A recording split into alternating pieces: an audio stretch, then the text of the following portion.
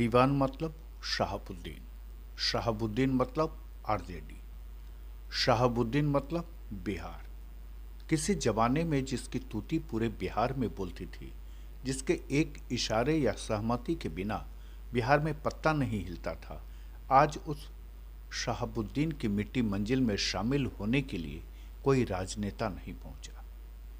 जिस राजनेताओं को शहाबुद्दीन की वजह से जीत मिलती थी, जो फर्श से अर्श तक पहुंच गए, उन्होंने भी एक बार शहाबुद्दीन की मौत पर सवाल नहीं उठाया कि आखिर शहाबुद्दीन को कोरोना ने संक्रमित कैसे किया।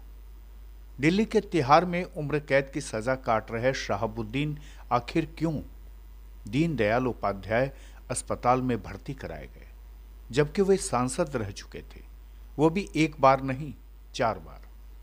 आखिर क्यों तिहाड़ जेल प्रशासन ने एम्स में दाखिल नहीं कराया?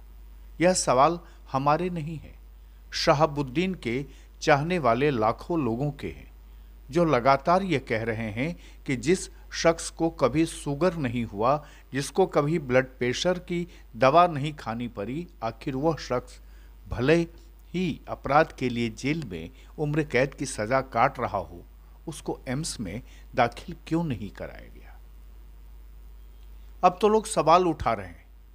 झारखंड तंजीम के केंद्रीय अध्यक्ष शमशेर आलम इस मामले पर आरजेडी समेत सेक्युलर पार्टियों को दोषी करार दे रहे हैं और मामले को लेकर सड़क पर उतरने की बात कर रहे हैं। वहीं बिहार सरकार में शामिल हम पार्टी के राष्ट्रीय अध्यक्ष जीतन राम मांझी ने भी ट्वीट करके मामले की जुडिशियल इंक्वायरी की मांग कर रहे हैं, तो वहीं दानिश रिजवान ने सीबीआई जांच कराने की मांग की है। पूर्व सांसद मरहूम शहाबुद्दीन साहब के मौत पर उनके परिवार के द्वारा एवं उनके समर्थकों के द्वारा सवाल उठाए जाने को सरकार गंभीरता से ले और उनके मौत के कारण को सीबीआई या न्यायिक जांच कराए। कथाकथित सेकुलर पार्टी या उनके दल के नेता इस मामले पर चुप्पी तोड़े, अन्यथा आने वाले दिनों में खामियाजा भुगतने को भी तैयार रहे। कोरोना काल में हम कोरोना के नियमों का पालन करते हुए कलम और कागज से एवं कोरोना काल के बाद लोकतांत्रिक तरीके से इस मुहिम को चलाएंगे, इस लड़ाई को लड़ेंगे और उनके मौत के कारण का पर्दाफाश करेंगे, क्योंकि हमने अपना एक अच्छा दोस्त और कौम का रहनुमा खोया है। देखिए, हमारी पार्टी का स्पष्ट मानना है कि शहाबुद्दीन साहब के मौत को लेकर के कोई ना कोई राज है, इसका पर्दाफाश होना जरूरी है।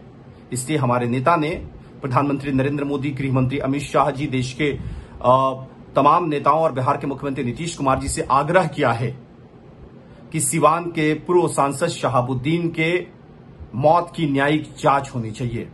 साथ ही हमारे दल ने मुख्यमंत्री नीतीश कुमार जी और देश के प्रधानमंत्री नरेंद्र मोदी जी से भी आग्रह किया है कि चूंकि वो सीवान के सांसद रहे हैं, इसलिए उनका अंतिम संस्कार राजकीय तरीके से होना चाहिए। आपको बता दें कि 80 के दशक में सीवान जिला 3 लोगों से जाना जाता था। पहले देश के प्रथम राष्ट्रपति राजेंद्र प्रसाद, दूसरे सिविल सर्विसेज में टॉपर आमिर सुबहानी और तीसरा ठग नटवर लाल।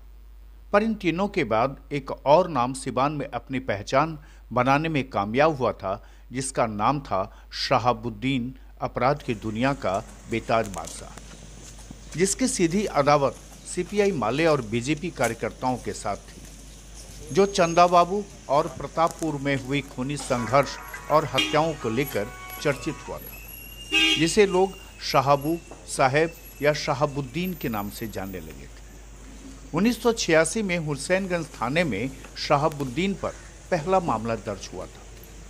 80 के दशक में ही लालू यादव मुख्यमंत्री पद के लिए अपनी दावेदारी पक्के कर रहे थे।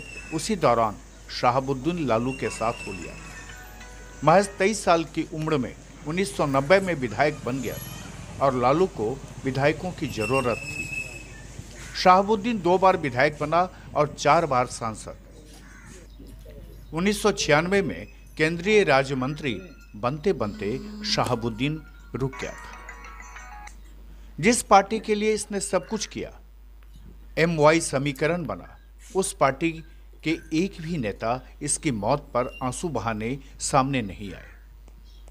बहरहाल कोरोना काल में शहाबुद्दीन की मौत के बाद बिहार में मुस्लिम युवक सुलग रहे हैं और वे चाहते हैं कि शहाबुद्दीन की मौत की असली कहानी सामने आए, क्योंकि किसी को सरकार की कहानी पर यकीन नहीं है।